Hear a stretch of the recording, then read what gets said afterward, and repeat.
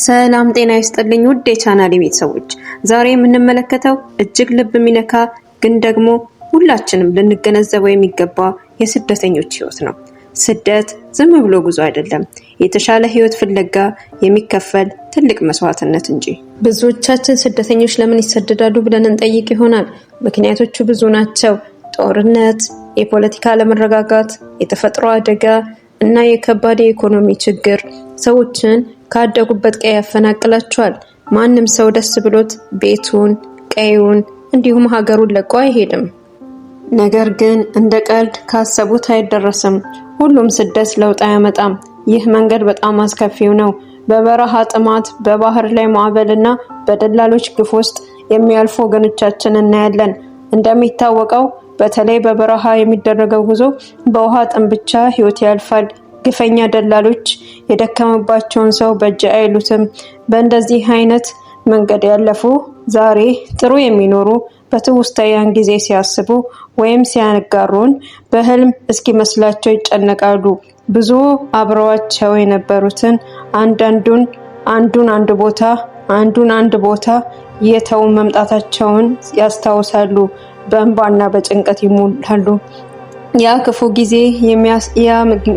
ጊዜ ያ ምስኪን ጓደኛዬን ቀማኝ ይላሉ። ይህ ጉዞ የሞትና የህይወት ትግል ነው። እንደሚታወቀው በተለይ በበረሃ የሚደረገው ጉዞ በውሃ ጥም ብቻ ህይወት ያልፋል። ግፈኛ ደላሎች የደከመባቸውን ሰው በእጅ አይሉትም።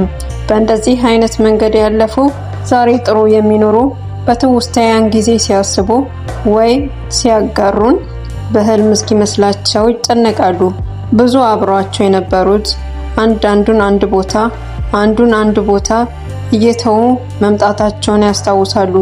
በእንባና በጭንቀት ይሞላሉ። ያ ክፉ ጊዜ አለፈ እንዴ ይላሉ። ያን ምስኪን ጓደኛዬን የቀማብኝ ይላሉ። ይህ ጉዞ የሞትና የህይወት ትግል ነው።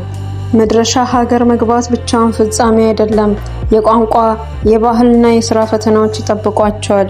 ነገር ግን በጽናት የሚለወጡ ለራሳቸውም ለሀገራቸውም የሚተርፉ ፈጣሪ የፈቀደላቸውም አሉ። ግን አንዳንድ ነገር ላስቸግራችሁ። የፈለገ ተአምር ቢመጣ ጉዞአችሁን በባህርና በበረሃ እንዳታደርጉ። ግድ የለም በሀገራችሁ ረሃብ ቢገላችሁ ይሻላል። እናት ልጄን አጣሁ ከምትል ፕሊስ ውዶቼ በበረሃ እንዳትሰደዱ። እንዲሁም ህጋዊ የሆነውም ደላላ አስቸጋሪ ነው። በፍጹም ደግሞ ህጋዊ ያልሆኑ ደላሎችን እንዳትቀርቡ። ለዛሬ ያዘጋጀውላችሁ ትምህርት ይህን ይመስላል። ለስደተኞች ያለን አመለካከት ሰብአዊነት ላይ የተመሰረተ እንዲሆን እጠይቃለሁ። በሚቀጥለው ቪዲዮ እስከምንገናኝ ሰላም ቆዩ።